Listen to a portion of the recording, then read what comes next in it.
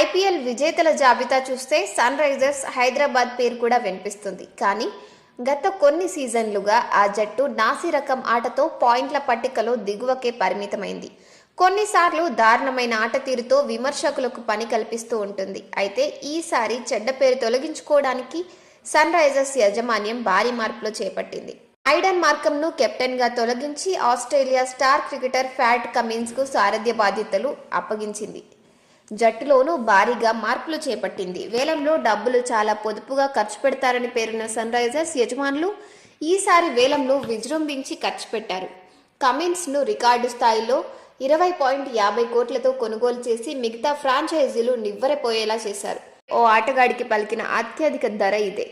అసలు విషయానికి వస్తే సన్ రైజర్స్ ఫ్రాంచైజీ జట్టు రూపురేఖలతో పాటే జెర్సీ కూడా మార్చేసింది. ఆరెంజ్ కలర్ను మిస్ కాకుండా వాటిపై నల్లని చారలను జిగ్జాగ్గా ప్రింట్ చేసిన